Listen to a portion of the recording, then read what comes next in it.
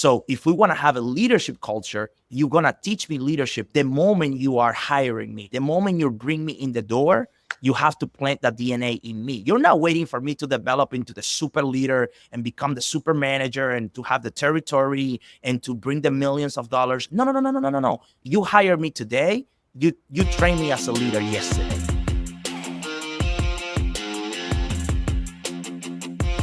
Welcome to the How Leaders Think podcast, the show that transforms you by renewing your mind and giving you new ways to think. I'm your host, Kenny Lange, and with me today is the Misael Diaz.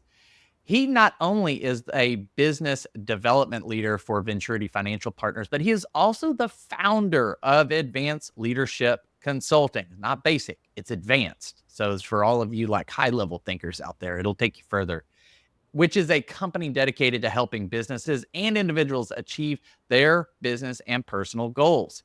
He is an international coach and speaker. He trains both large and small groups on how to maximize their potential and transform their lives.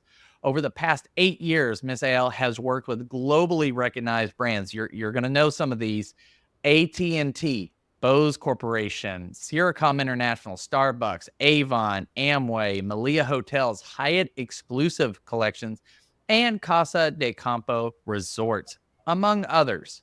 He's also a best-selling author. There's pretty much nothing he can't do, is what you should be taking away from this. He has books such as Creating a New Story and The Leader, Born, Made, and It Multiplies. And we'll have links for those in the show notes where you can go purchase them and live a better life. He lives in Dallas, Texas, with his wife, Helen, and their 2 children. Welcome to the show, Misael. Hey, Kenny. Thank you for having me. I'm grateful for the opportunity. Thank you for that intro. I felt like somebody else should be walking in right now. I should be talking. Yeah, So thank you. Where is this guy? I want to meet him. Like, who is this? Who is that person? Yes. No, absolutely. Man, we're talking to him. You got an impressive resume, and people should know about it. Thank you. Appreciate it. Well, man, I'm so excited to have this conversation. I know our first conversation, we were just zinging back and forth. Yes. Lots of shared ideas, a shared spirit, and just a passion for leadership. But tell me today, Misael, what is on your mind? At this very moment in my mind is your audience. And the reason your audience is in my mind, Kenny, is because every time I have an opportunity to speak to anyone, whether it is via the airwaves of your podcast or a live audience or, the many different forms that nowadays we can communicate. First of all, I'm grateful for you because basically today you're writing a blank check to me. From this particular podcast standpoint, your number one product is your audience. This is totally unscripted. You don't know what I'm about to say, how I'm going to say it. So there is no control on that from your part. And yet you're trusting me to come here and join you and speak to your audience, speak to the people that trust you to bring value and on a monthly or a weekly basis. So your audience is in my mind. And the question that I'm asking myself, when I'm thinking about your audience is, what do I know? What do I have that could be of value for them today? What do I know? What do I have that could be of value for them today? So that's what I'm thinking of right now. Yeah. Yeah, absolutely. And I appreciate you saying a blank check. Number one, that was a great movie in the 90s. Number two, I've told people I write a check. I was like, I don't actually write checks because I live in the 21st century, but I appreciate what that signifies. Sure. So as you're thinking about the audience, as you're thinking about this listener, this leader on the other end of this conversation, what's maybe something that is top of mind for you that you would love for them to know, for them to think differently about within their leadership? I mean, I went through the whole bio. Like you've written books, you're speaking to audiences, you're speaking to smaller groups, large groups, corporate groups. Sure. Is there something in your interaction with these different groups that you say, man, I thought I understood this, but I'm taking this away. And I would love for this listener on the other end um, to have a better understanding of this principle of leadership. Sure. So I'll give you two. So my answer is going to be a two-part answer. And number one, it's because one leads to the other, and the second one, in my opinion, will never happen unless we understand the first one. And the first one is potential. It's us becoming aware of our potential. I say it this way, Kenny. I say that the best gift that you and I could ever receive, or the best gift that you and I could ever give someone, is awareness of potential, is making them aware, or us becoming aware of our potential. And to put it in simple terms, potential is simply everything that you and I could be, do, or have, that we are yet to be, that we are yet to do, that we are yet to have. So I don't have the potential to be speaking with you. I'm already speaking with you. Now I have the potential to be somewhere else in an hour or 2, 3, 5 hours from now. But as of this moment, what I'm doing is no longer my potential. So the best thing that as leaders we could get hold on of, or we could grasp, is our potential. Because once we become aware of our leadership potential, then our possibilities expand, our possibilities grow. We learn that there is different opportunities, that there's so much more that we could be, there is so much more that we could do, there is so much more that we could have, right? But it's from that standpoint, from the standpoint of becoming aware of my potential. So that's the first thing. So that's the first part of my answer. So what can you get hold on? What can you grab? What can you take as a leader today? Is that based on your potential, right? It's all of the success, all the possibilities that you could have, that you could create. So as a leader, my advice, or my first advice, is this, is that do not define your world by your limitations, right?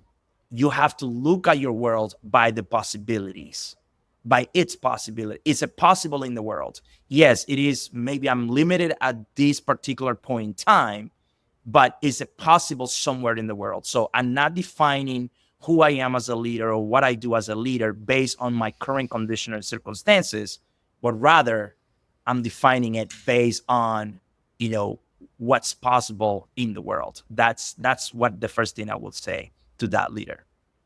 Yeah. I love. There's a lot I love about that, and a lot of questions I want to ask to unpack that. But I think first, I would love for you to give an example of what you mean by thinking about your potential, and then thinking about what's possible in the world to interpret your own current circumstances. Can you give an example of what that might look like, or sound like? Absolutely. So we all come from different backgrounds, different ethnicities. We are a mix of many, many different things. And many times we define ourselves, or we limit ourselves looking backwards. So we define ourselves based on where we come from, based on what we've done, based on our last name, based on the school that I went to, based on the academic or non-academic education that I've received, based on the title or the degrees that I possess. So we define ourselves looking backwards, rather than define ourselves, or try to determine who we are, what we could do looking forward. My point is that we say, well, I can only do this because I've done that, instead of saying I could become this because I'm yet to do that, right? So I could become an author because I'm yet to write a book, right? Instead of saying I cannot be an author because I have never written anything, right? So I will, when I'm interacting with a live audience, Kenny, I like to play around, and I said, look, learning is so easy that the only requirement is that you know nothing, right? The only requirement for you to learn is that you don't know. Yeah. Right? That's the only requirement. So if you know nothing today, you are the perfect candidate to learn. Right? You are the perfect candidate to learn. So the example is this: hey, before you had a podcast, imagine if you sat in your house, or you were talking to a friend, your wife, or a colleague, or whoever, and you say, man, I have this burning desire of adding value to people and changing lives, and letting people know that they can do and have more, that they can go beyond that they can have done, that there is a giant within them. But I have never turned on a microphone, so I'm not gonna do it. But I've never used this particular software. I've never spoken to anybody. I've never interviewed anybody, so I'm not gonna do it. You're defining yourself based on what you've done, rather defining yourself on the possibilities of what you could be. Right? So not based on your current condition or circumstances, rather on the emerging future. Right? There's so much I love about what you're saying. It's a drum that I beat quite often, not just for myself, but for others like you. I mean, we share a similarity in that we both speak and coach and train around the concepts of leadership, things that have really impacted us and helped us grow. Sure. We want to see that for others. A couple of things come to mind. One, with what might I be capable of? What could my potential lead me into? And it's a commonly used example, but when you think about the 4-minute mile, like somebody running the 4-minute mile, Sure.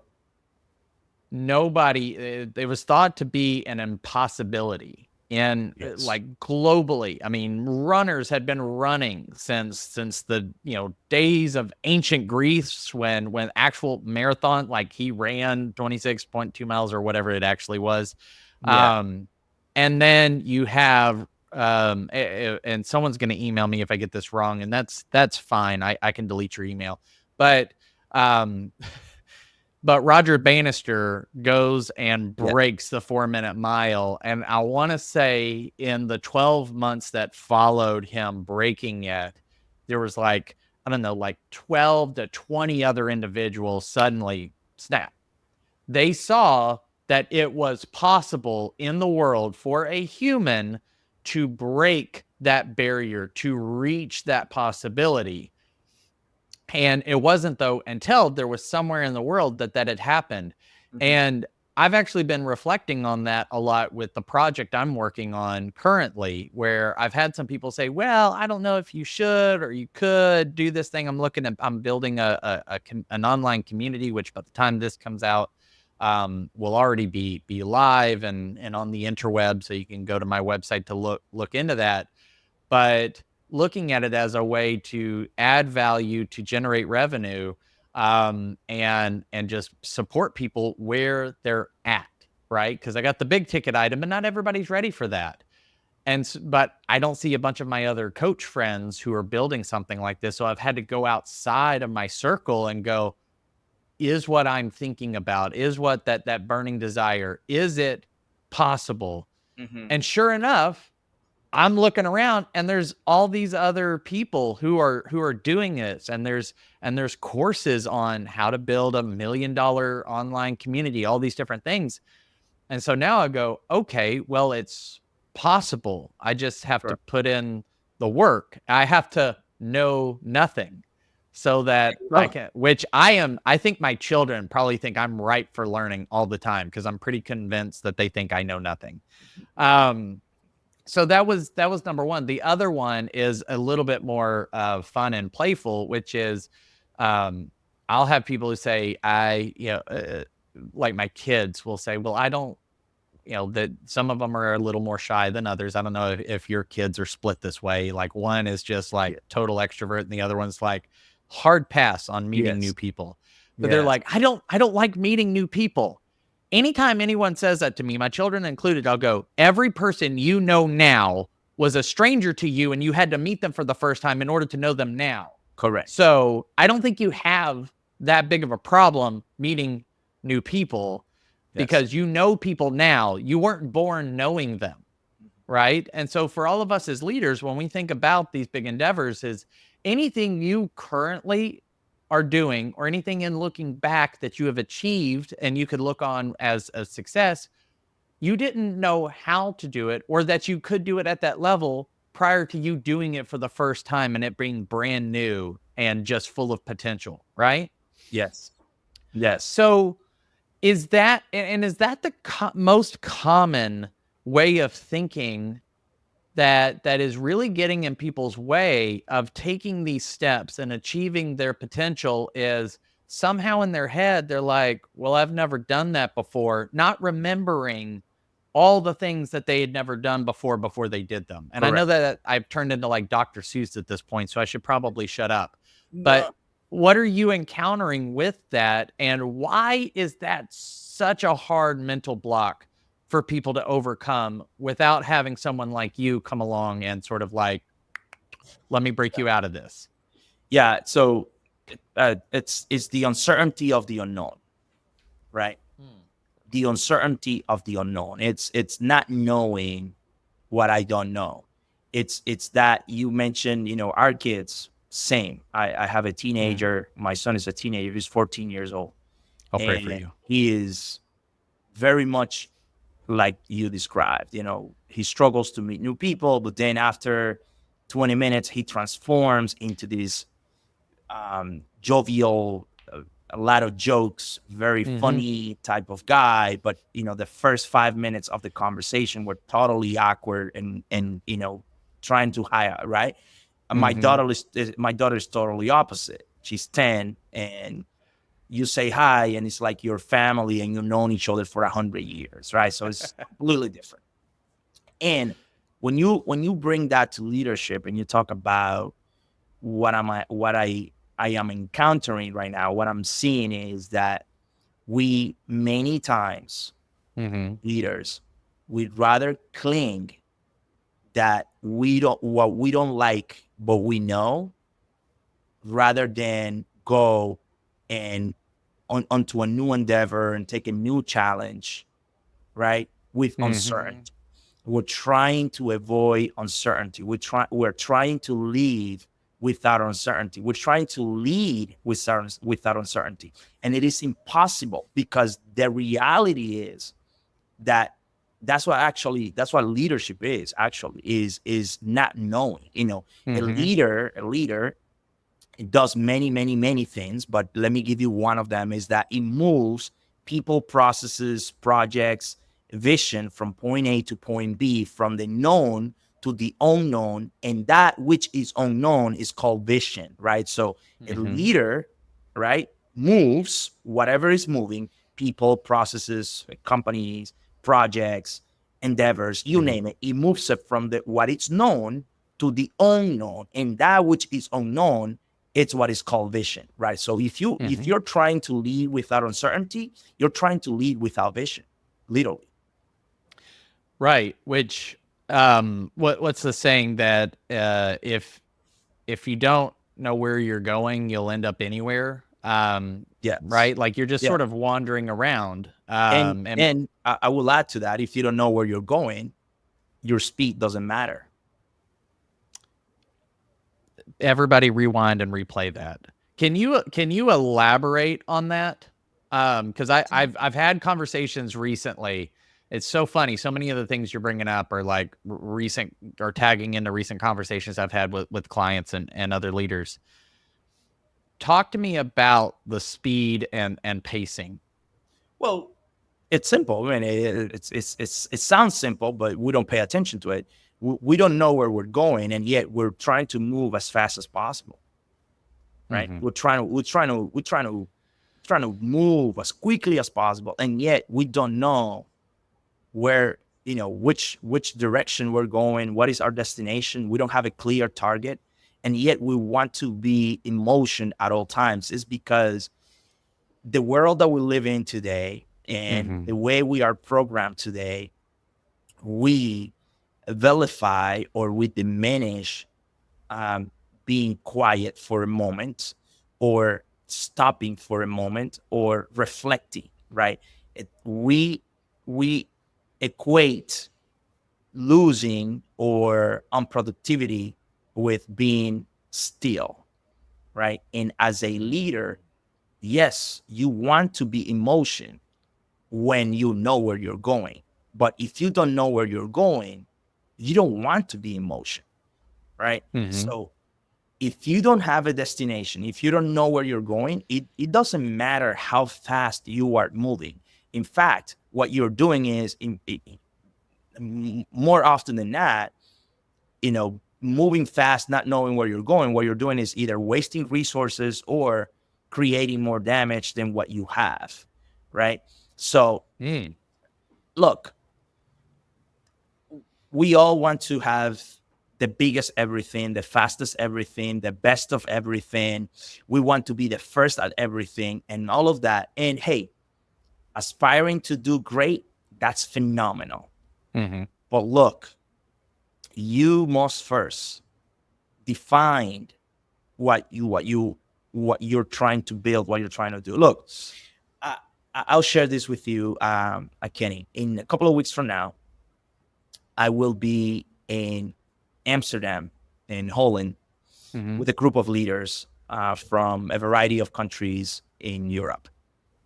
One of the exercises I've done for corporations, I'm gonna be doing in Holland in a few weeks from now, and is I'm gonna take a bunch of index cards, okay, blank index cards, and I will give. This is all executives. They work for the same business, for the same company. Many of them have been around for 10, 15, 20, 25 years. Picture a room full of executives, right? Different places around the world, but they work under the same vision, the same everything, right? Okay. I will hand them a blank business card and I will ask them one question. And the only one condition that they have is that they don't talk to each other. They are not allowed to seek advice or to consult with one another. It is a private answer. And here's the question. How do you, let's say this is Acme, right? So Acme LLC, right? Executives for Acme LLC. They are all in a room.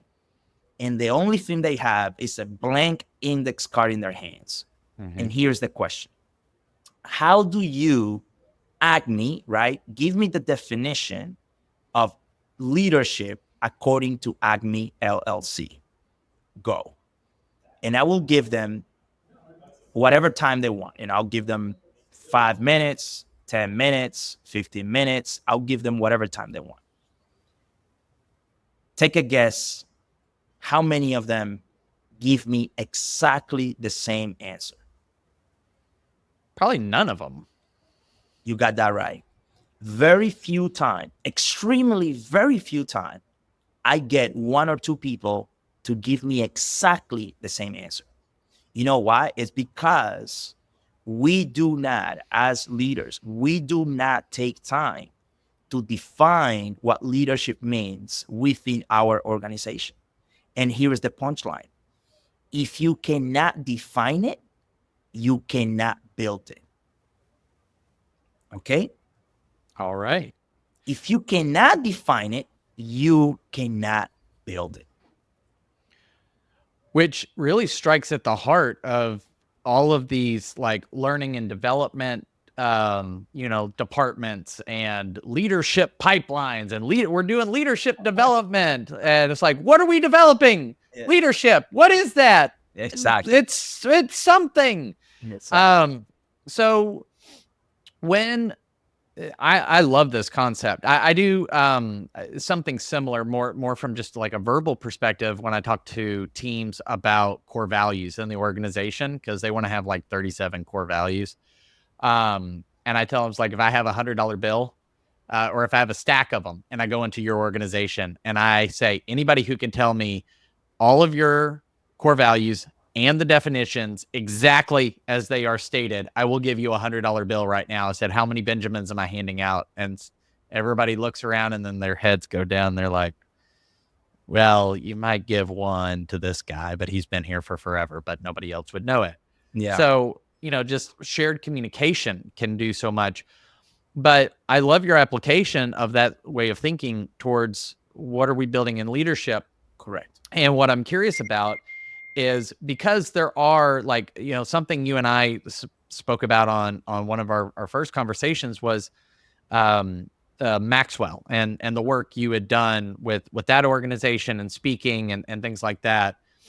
Now, a lot of people look to people like John Maxwell or Dave Ramsey or Patrick Lencioni or any of these other like great just like leadership thinkers and authors, and I think have a tendency to outsource their definition to them. And I'm not saying that you shouldn't be inspired by or influenced by their thinking, Sure. but do you find that people are trying to grab at other people's definitions instead of taking the time to do the work to define what it means for them?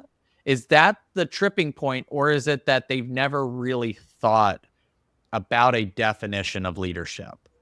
Well, the thing is that all of these concepts and theories and philosophies and teaching points and all of those are simply guidelines and tools for us to learn, how to think. For it's a starting point. Their concepts and their philosophies are not wrong, but they're simply is the very first step. It literally is the very first step. Is just starting. They are telling you, hey, these are things that you should be aware of. But now, how do you define, how do you build that leadership within your organization? That leader so it's based on your values, right? It's based on your culture, right? And again, it's based on where you are going. So one of the things I've learned over the years, Kenny, is that you don't recruit for where you are. You recruit for where you're going, right? Yep. I'm not gonna recruit for my situation today, because my today, my present is not, today is not the result of my decisions today, right? So for example, again, let's say I'm in front of an audience. I stand up in front of an audience, a group of people, or whatever number of people, right? Sometimes into the thousands, or sometimes two people, doesn't matter. I get up in front of them and I say, look at me. Look at me. And after a couple seconds, I say, look, what you're seeing right now, you are looking at it in the present, but you're looking at the past. And I make a pause, right? And then I repeat it again. And I say, look, you can see me in the present, but you're looking at my past. And again, the puzzling question comes in until I say, look, the reason you're looking at my past is because today I am who I am based on the decisions that I made yesterday.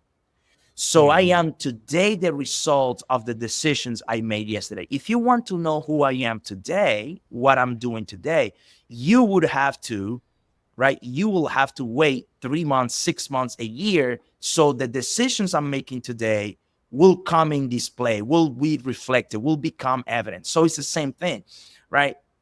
We're building leaders, but what is it, right? You don't do it for today. You do it for where you're going, right? What is it where you're going? And all of these books and the things, and I'm a student, right? I'm constantly reading, I'm constantly listening, I'm constantly developing myself. I believe in all of it, but that's not the end all, right? That's not the end of it. It's not it's not the final thing. It's just for you to know what's possible, and then you have to look at your people and your vision and say, what am I trying to build? What is the culture that I want? And what are my values? And then based on that, you will develop it. And then I'll finish with this on that long answer. And that's the reason I tell leaders, business owners, business operators, I tell them, the leader you're looking for doesn't exist. You will never be able to hire the leader you're looking for. And they ask me, why? So what am I going to do? Is the leader you're looking for, you build it.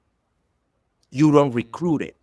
You build it. You find people that you can invest time and resources in them and build them into the leader that you want. But the leader that you want doesn't exist. You will have to develop it. There's so much I love about that. Man, we might have to do a part 2. I'm getting excited. So when you're talking about building an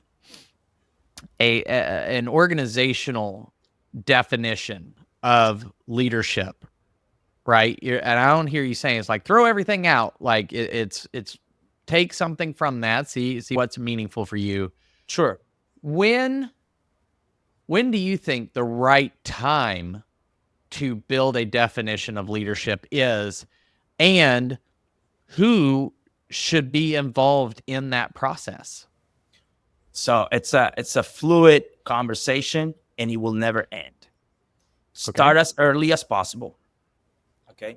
Start as early as possible. Start even with one person.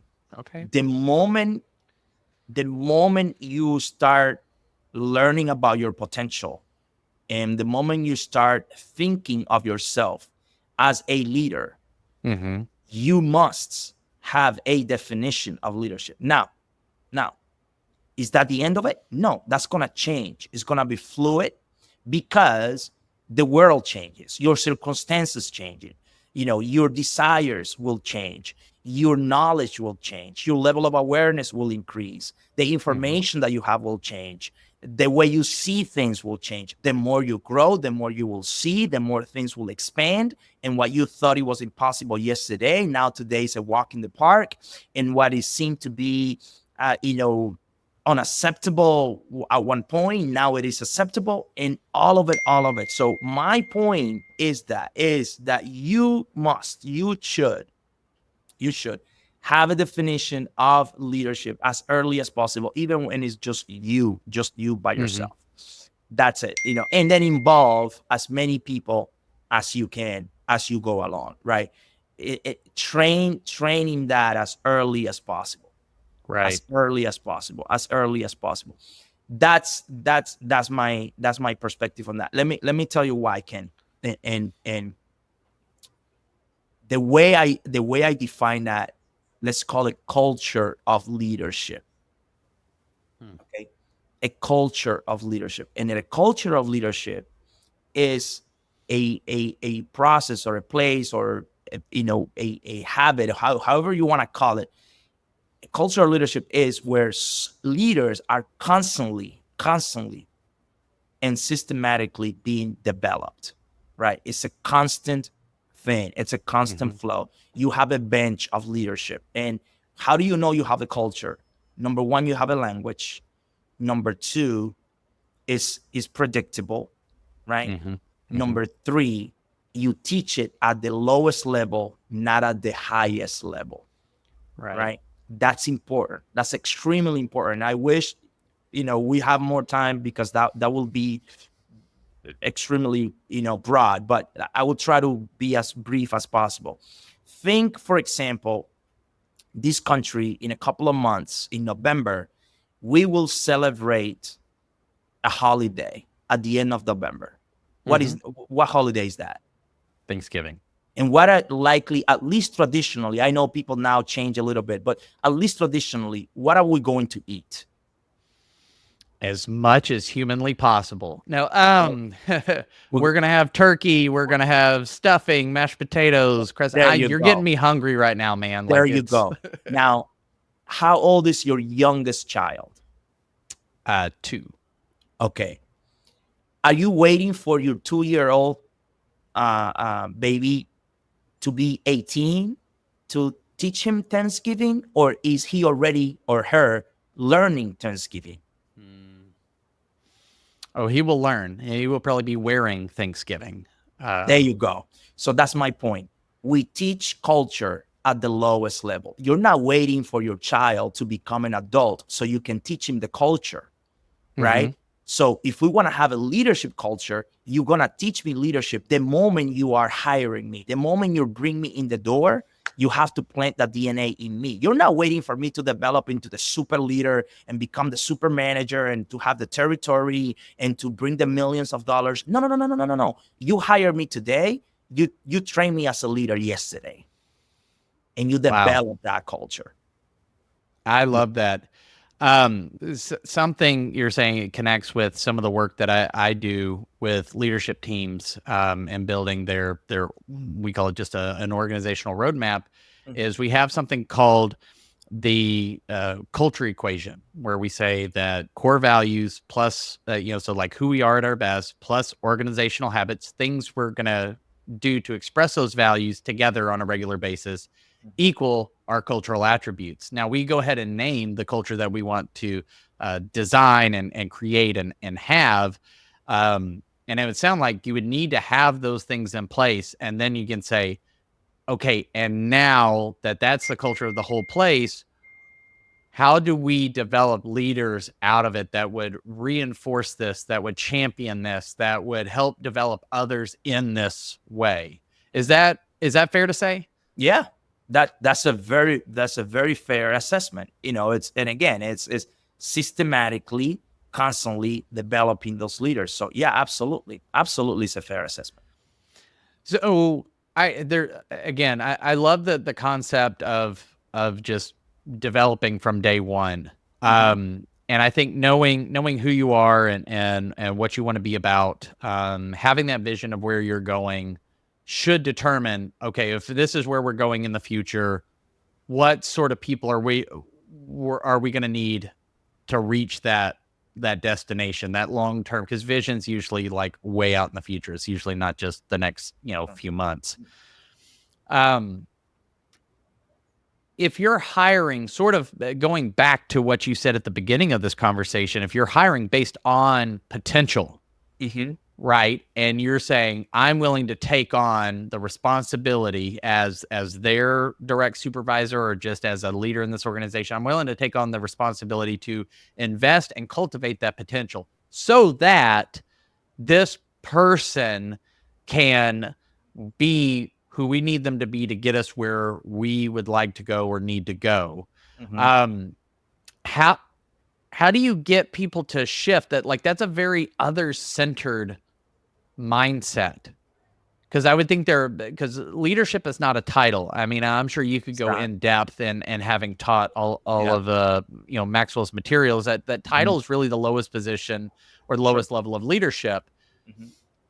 If people are thinking about, well, I'm the owner, let's say I'm an executive and I'm looking around, I was like, oh, I need to get these other people shifting into more of a leadership gear, and I need to develop them. Does that require a formal program? Is that a 12-month, like, you're going to go through these classes and these things? Is it less formal than that? Or what are you seeing be effective in people really shifting into a culture of leadership like you've been describing? So what I've learned over the years, Kenny, is that leadership is caught, not taught. Okay. All right. So I love that. People caught leadership. You don't teach them leadership. That's not something, we say I'm studying leadership and all that. No, we're studying, material that will stimulate our leadership potential within us. Right. For example, if you never sent your kids to school, let's say you never ever sent them to school, and you just stayed home with them 24/7, and you allow them to see you, just look at you. The only thing they will do is look at you. I guarantee you that they will learn whatever you're doing. If you read, they will learn to read. If you write, they will learn to write. Yeah. If you speak other languages, they will learn other languages. If you cook, they will learn to cook. So we caught leadership. So as leaders, right, instead of, look, books, again, I have a list of hundreds, if not thousands of books that I could probably give you, right? So books are phenomenal. Podcasts are phenomenal. materials, is all of that is phenomenal. But here's the disconnect. Here's the problem that we have many times is that we have people in leadership positions, right? I'm choosing my words carefully. We have people in leadership positions that don't act as leaders, but they want to develop leaders. You cannot export what you do not have. You cannot teach me what you do not know. You cannot model what you are not. So before you can teach me something, you have to be that something. And before I can cut something from you, you have to be it. You have to model it. The best way to develop a leader is to model leadership to that person. Don't tell me what to do. Show me what to do. Don't tell me what you expect from me. Show me what you expect from me, right? Don't tell me how to walk. Show me how you walk, and I will follow your steps. That's the best way. Are programs phenomenal? Yes. Is your online community phenomenal? Yes, it is. Can you have a coach? Absolutely. Do you need a mentor? For sure, you do need a mentor. But again, if you are my leader, don't just be a title holder. Be it. That's why I love the word, or behave. If you take that word behave, right, break it into be, have. You have to be it before you have it. You want good leaders, you have to be a good leader. You want good employees, you have to be good leader or good owner, a good business operator, whatever, right? Be, have, behave. Be it before you have it. That's it's model. It's not only programs. You have to model it. Man, if you were holding a real microphone, I would say just drop it and walk off stage. But your microphone's in your computer and it's probably pretty expensive. So somebody listening to this is saying, hey, all right, Misael, I'm on board. This resonates. I love this. I want to be part of developing a culture of leadership, or I want my company, maybe they're an owner, to have this culture, this pipeline, this bench of leadership, and I want to be this leader you're talking about, so that they catch it instead of just hearing me teach it. Sure. What's the first step? What's a baby step someone can take next 24 hours with little to no money to make progress towards all these things that you've been describing? It is the least costly, but it's the most difficult one. Bring it. Okay. Lead yourself.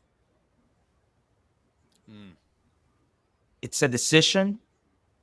It's a decision rather than a skill, rather than an ability, rather than you buying an equipment. Is lead yourself. That's the first thing. Decide to lead yourself, right? What is leading myself? I'm following through on what I promised I'm going to do, right? I am acknowledging that I have blind spots, and I'm finding people to let me know that I have blind spots. I am investing in my strength and recruiting for my weaknesses. I'm not trying to be a know-it-all, right? I'm the leader, but I allow others to do the thinking for me, right? I once heard John say, my best thoughts came from somebody else's brain. Think about that.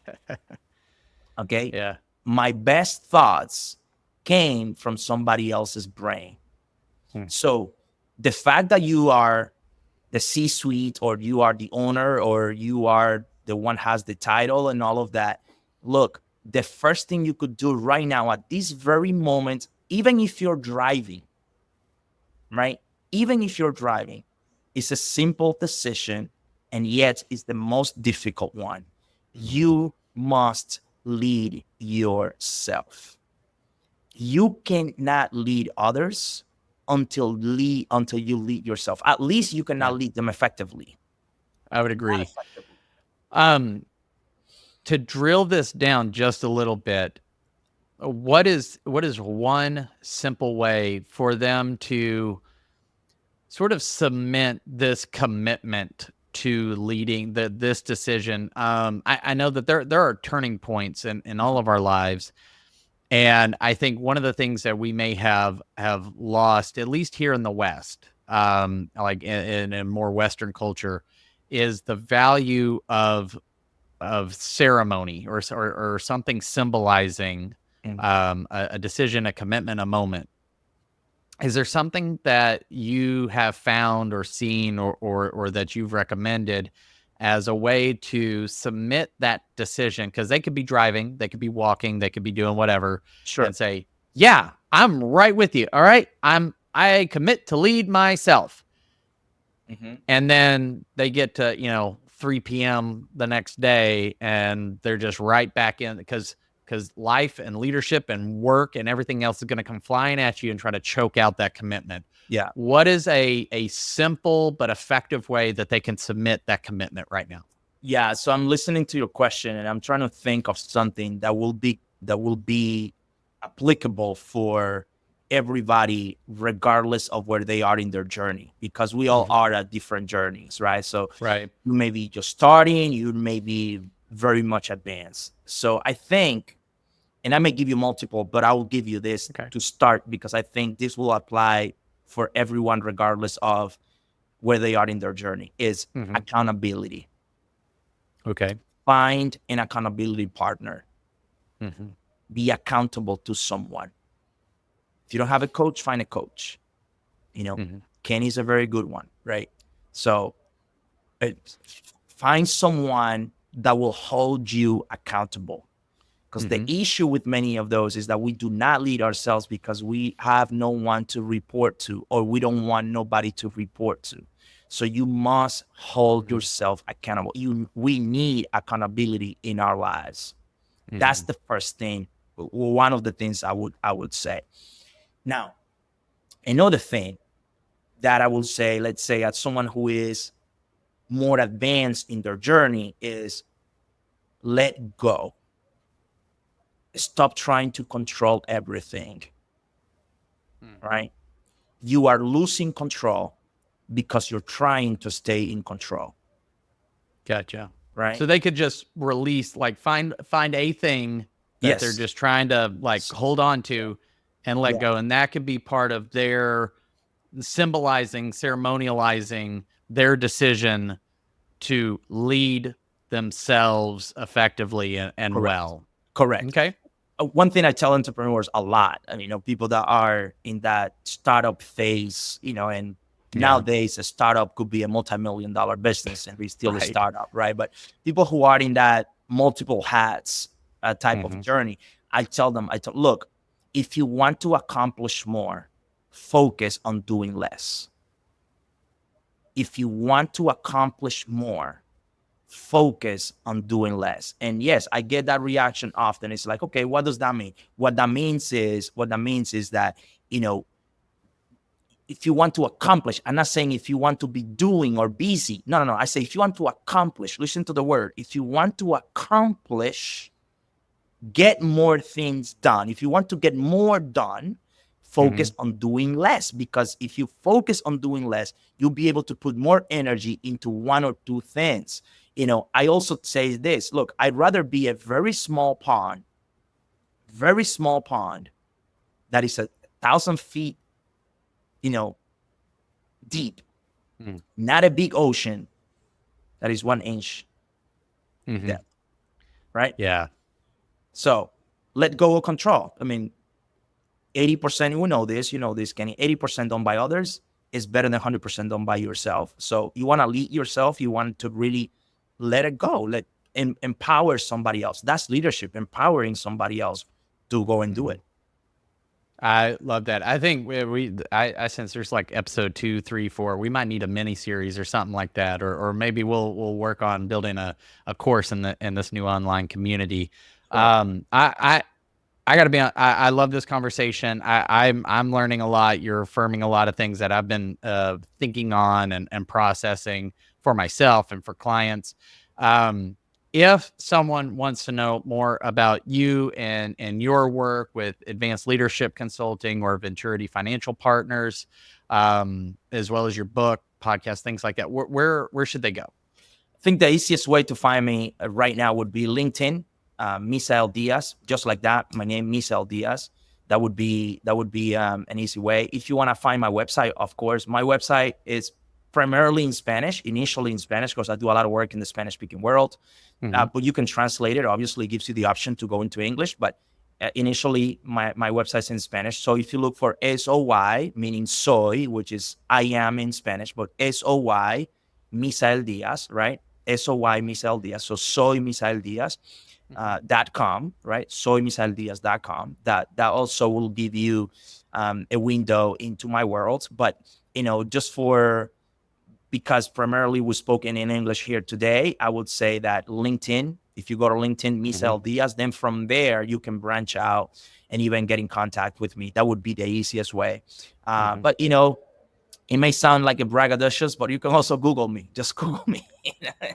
Yeah, I don't. How many Misael Diaz's are there in the world? Not that many. I don't think there's a lot. I tell people that sometimes. I actually, literally this morning, told somebody. I was like, you can Google me. There's like me and 2 other Kenny Langes in the world. We're competing for top spot on Google. And we're gonna have the links on Amazon to your books, and then you have a podcast. Can you just briefly talk about that? Yeah. So my podcast is The Language of Leadership. We talk all leadership. And again, leadership is a language because it is a culture, right? So we talk the name of the podcast is The Language of Leadership. What happens, how leaders behave, how leaders speak, you talk about how leaders think, right? So your podcast comes before mine because before I can have a language, I must have a thought, right? So what I speak is the product of my thinking. So I got to come to Kenny first so I can then go to Misael. All right. So we need to get somebody that's doing like the next action, step, and we'll just string it together. But we'll have the link to the show on Spotify, but it's on Apple Podcasts and everywhere else fine podcasts are consumed. Well, Misael, I really appreciate you coming on. I hope that this certainly will not be the last time we have a recorded conversation, but I think you've dropped a lot of wisdom on us for one day, and we're better for it. Please go find him, YouTube, Instagram, LinkedIn, all these different places, and you'll be better for it. And thank you to all you who chose to listen today.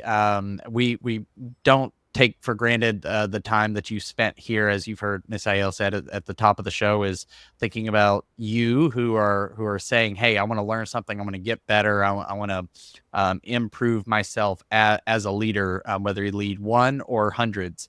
So if you wouldn't mind, I would love a review, rate it, subscribe, like whatever the platform that you're on, their call to action. Number 1, it gives me feedback to improve this podcast. I don't want to do this just for the joy of hearing myself speak. I don't need that. But I would love to make this podcast better and better every time that I hop on one of these conversations, so that I'm drawing out the very best of these guests and bringing you content that actually shifts how you think about leadership. The other thing is, any of those actions help this be found by more and more people. And there are leaders just like you who are on their journey that could benefit from hearing one of these conversations, that you never know what your actions today might mean for somebody discovering the conversation that unlocks their next level of growth in leadership. And that is a free and easy way for you to pay it forward and make a dent in the universe. But until next time, change the way you think, you'll change the way you lead. We'll see you.